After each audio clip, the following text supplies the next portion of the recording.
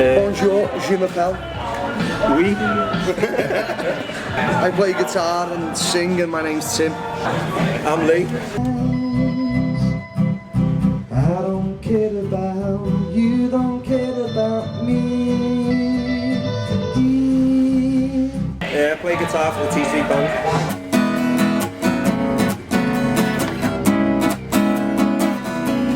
Five of us have all composed because Someone will come in with an idea and they'll say, I've got this idea, and then everyone will have a go playing it, and then we'll work on it until it comes into the song, and then we will put words to it. My name's Becky Ayres, and I'm the Chief Operating Officer for Liverpool Sound City. So we've been going now since 2008.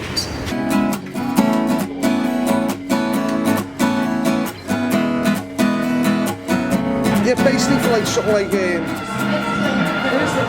don't know, it's a lot easier for coming with a chord sequence, whether it's 4 chords, 5 chords, 6 chords, 2 chords, and then rather than being one person's mind, it's 5 people's input, and that makes it more interesting. My dream at the start of this year was to pick my guitar up off a conveyor belt in an airport. That was my only dream, to get out the country by playing guitar. And we've done New York, doing Dublin twice, and going to Australia next week. So that's my dream for 2013. Next dream is to make sure that we can carry on doing this as our job and our career.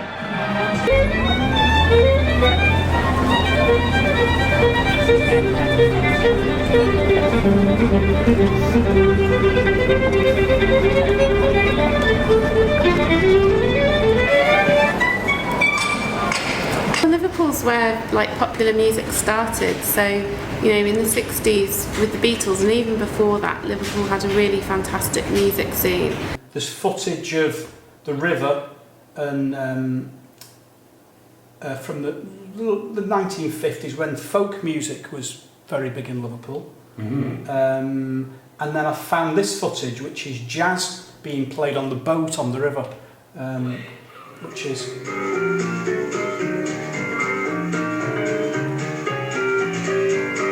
In Liverpool, long before the Beatles, we had a big jazz scene. And don't forget the Cavern and the Ando and the Downbeat and the Mardi Gras were all jazz clubs. The music that the Cavern was famous for in 1957 was jazz.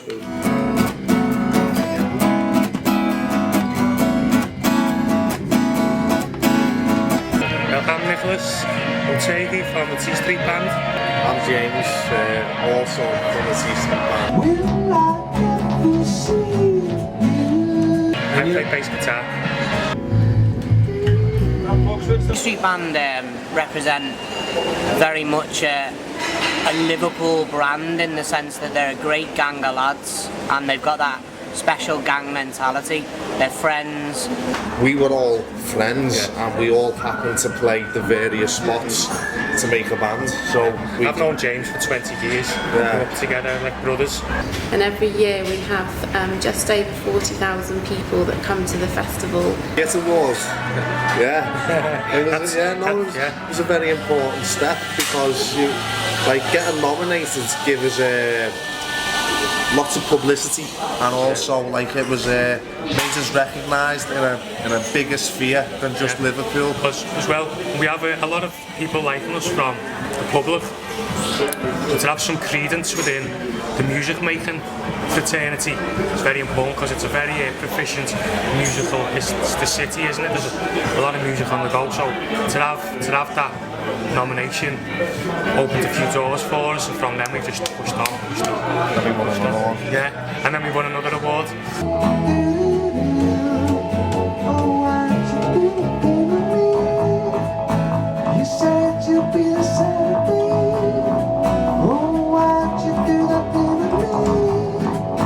They sort of represent a slightly nostalgic edge of Liverpool, but then they're also pushing it forward with a future sort of instrumentally driven sound.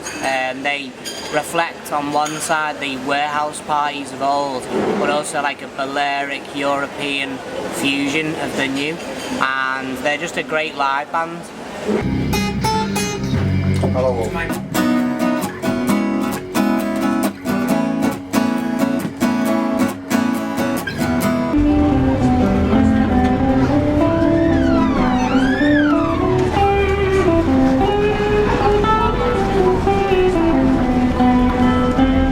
guy talks about, who was the lead singer in the Swinging Blue Jeans, the lead singer in the Spinners, is that Liverpool was full of guitars because sailors were bringing guitars over from America. This guy, Chris Barber, in his jazz band, would come and play in Liverpool quite often.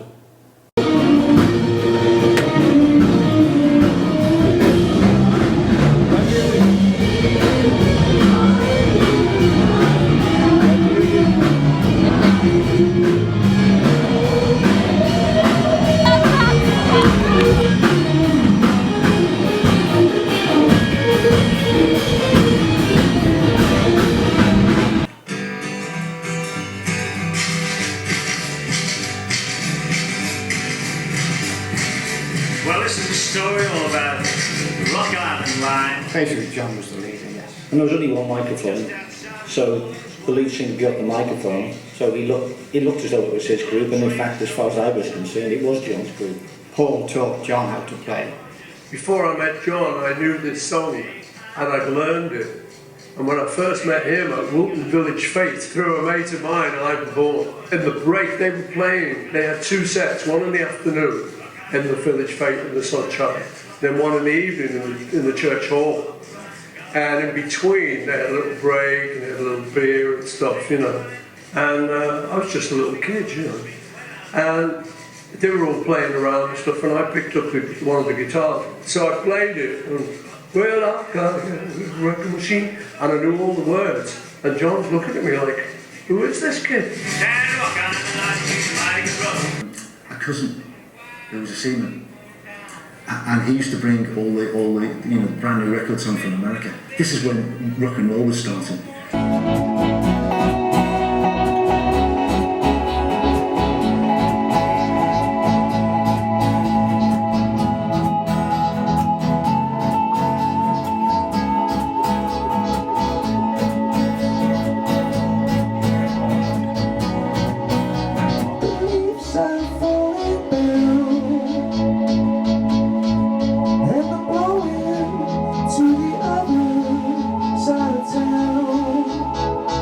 All around the Liverpool and the Wirral area, where there were lots and lots of different bands that really the Beatles came out of. There were bands like Jerry and the Pacemakers, and there was Billy Fury as well that were doing really well, and then the Beatles just completely blew it off the map with how popular they became.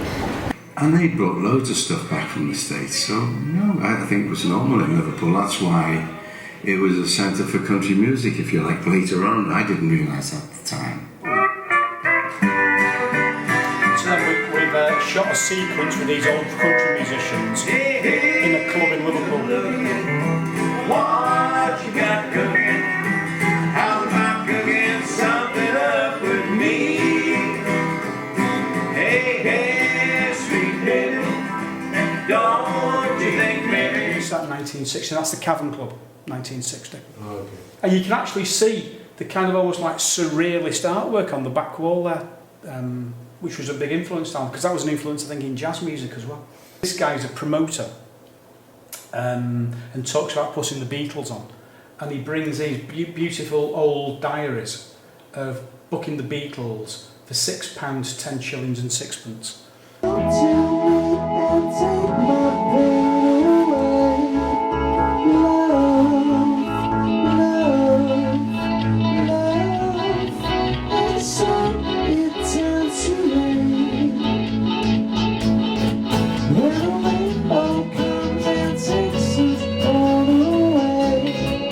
This lady, Beryl Marsden, who was not known but was undoubtedly the greatest female singer from that period. Bill Harry talks about this. Bill Harry is the founding editor of something called Merseybeat magazine, which was in a sense the magazine that created that scene in Liverpool in the early 60s. And he talks about John Lennon saying to Beryl Marsden, "I'll give you a song to sing," which was Love of the Loved, which later Cilla Black had a hit with. But Brian Epstein, the manager, intervened and said, no, I decide who gets the songs. She's not having it. And so she never made it. But as a vocalist, fantastic. You know, best girl singer here.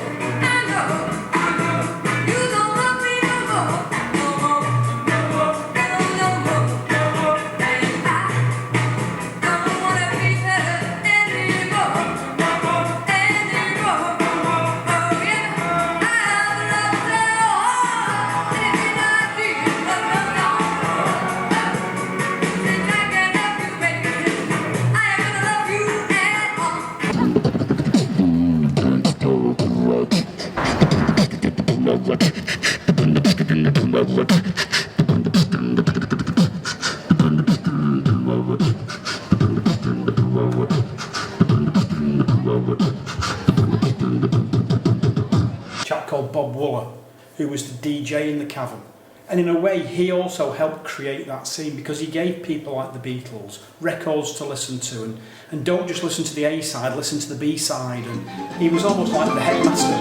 It is open at weekends and school holidays and features several private plays each time. And before it was decommissioned in 1973, the line could be seen for a distance of 50 miles. In front of me is New Brighton. This guy, he was in the Lars and then was in a second band called Cast, who again had 10 top 10 hits, 3 or 4 platinum albums, but he did a little acoustic song for me. And I suppose picked the location of this very specifically because this is the basement of the Cunard building at the waterfront. And these wooden racks here are where the luggage used to be stored going back into from America. And you can see it says behind his head here, Westbound. When I think of the things I've squandered in my life, breaking my heart, but I'll carry it through the night. Only just to get me in stride now. This guy, who was in Liverpool's only black Merseybeat band called The Chants, and they never made it, but 2 of that band ended up in The Real Thing and made it 10 years later. But there's a fabulous photo, I won't play you the story, but there's a great photo story that he tells about seeing, just over the water in New Brighton, seeing Little Richard and getting backstage after the gig and meeting these other guys there. And he's got a photograph of the meeting. Oh man, I'll tell you this photograph.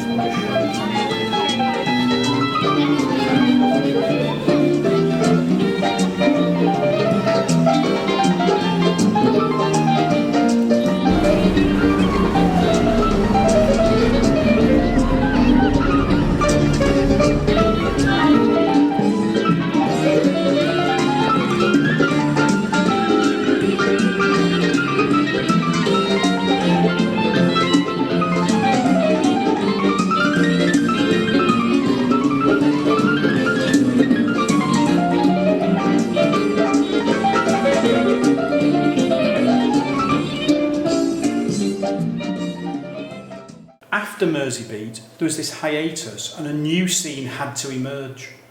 And one of the unsung bands of Liverpool is this band who were called The Real Thing, who had 3 or 4 major worldwide hits, but everyone forgets about them.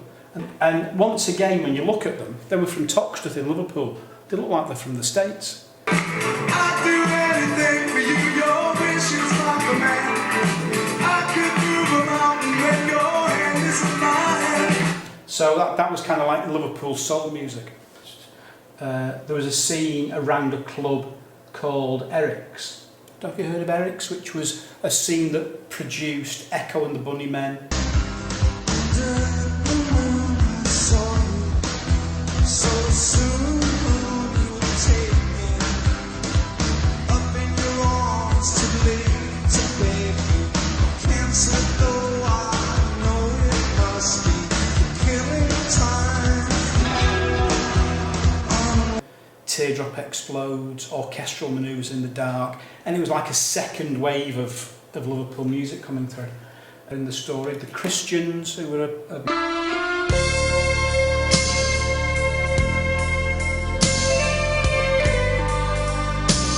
I've got a live performance from the Christians. You have a better friend. Oh, better friend. Now, and finally, a band called the Wombats, who came out of Lipper. And in a sense, the story goes complete full circle because Lipper was created by Paul McCartney, and it's the school that he went to and where he was at when he met John Lennon, etc.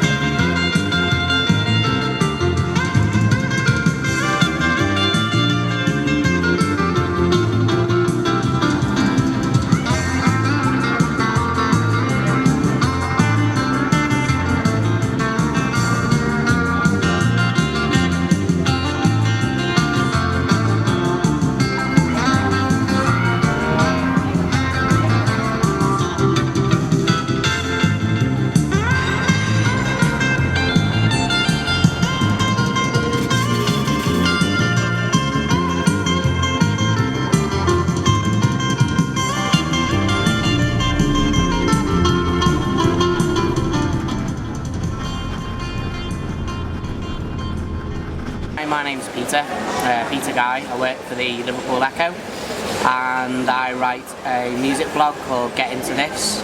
Liverpool's booming right now. It's been undergoing some type of cultural renaissance since about 2007, 2008, when the city won the Capital of Culture. A lot of investment being pumped into the commercial scene. The art scene decided to really kick on independently. From there, the music and art scene really underwent some type of a major renaissance. Loads and loads of bands working together with studios, writers, bloggers, festivals, one-off and regular gigs, and now it's really reaching some type of zenith.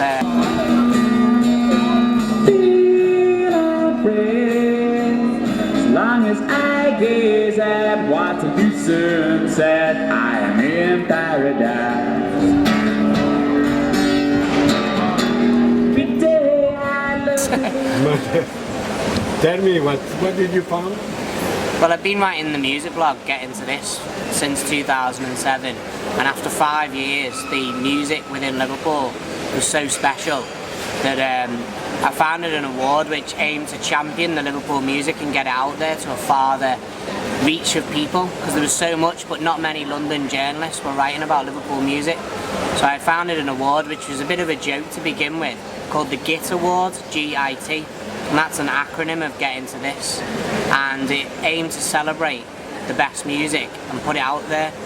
And the National Music Press got onto the award and it snowballed, and from just being a small idea we got 90 companies backing it, and on the judging panel were Liverpool Football Club, The Guardian, the BBC, NME and the Cornerstones of Liverpool.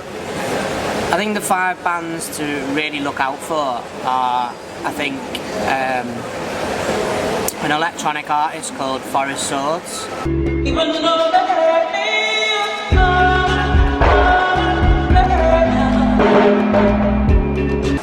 Gained a lot of international exposure and is still emerging within his home city.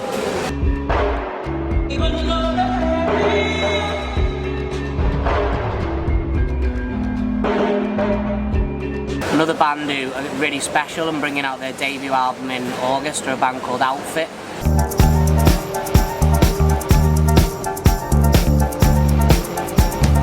Amazing, textured, melodic, sort of quite off-the-wall dark pop. It's coming again, skipping through the treetops after dawn, shouting with a voice that of Bedlam. With a lot going on in the music, the listener has to really engage with it, but they're a special band. Another act who I really like are a band called Loved Ones.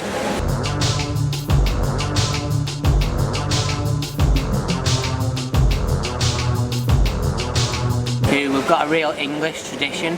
They make sort of like folk come arty pop, but wrap it up in a sort of like autumnal pastoral vibe and beautiful melodies.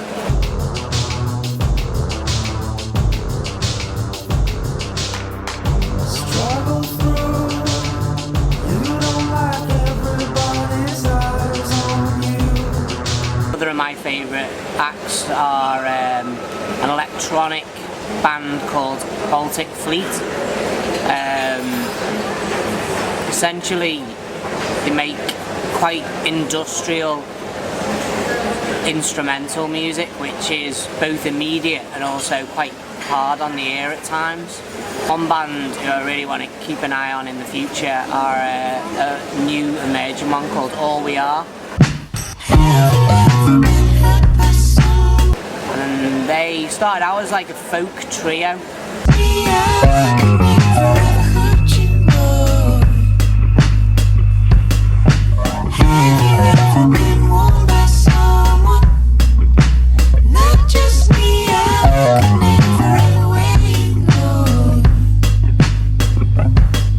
But they've changed a lot of their style and are more sort of soul pop now. they've got a really interesting combination of people with a Brazilian, a Norwegian and an Irishman, but they're based in Liverpool, and they've got a lot of interest and a lot of buzz around them, but that's only scratching the surface. There's so many amazing bands coming out of Liverpool. And I think, you know, it went through a bit of a period in about 10 years ago where there wasn't that much stuff that was coming out of the city, but now, because it's quite a small city and there's lots and lots of rehearsal spaces, there's lots of places for bands to play, and it's quite affordable to live in as well. So a lot of artists come here and they form bands and they make music. Your favourite tea? What's your favourite tea, lad? Favourite tea? I've been drinking peppermint tea with a spoonful of honey, 1 spoon, tea street. But I never meant a cup of tea, I meant as in tea, what you eat. Like we call breakfast, dinner, tea in Liverpool. So it's breakfast in the morning, dinner in the dinner hour, lunch, and tea is your afternoon dinner, food.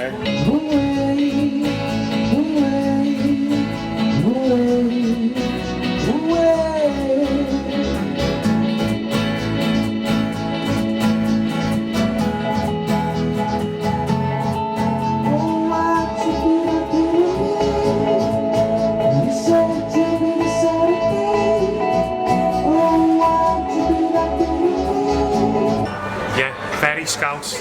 Very Scouts. No, guttural. I think one question you should have asked is what football team to support, but it's pretty evident. You know, Liverpool football, very important to you. Do I like him? How old are you? 'Cause I'm 16. So we go through about 7,000 artists that apply, and then we have to get them down to 360 that will play the festival. But it's a really, really fun process, and it's the best part of what we do.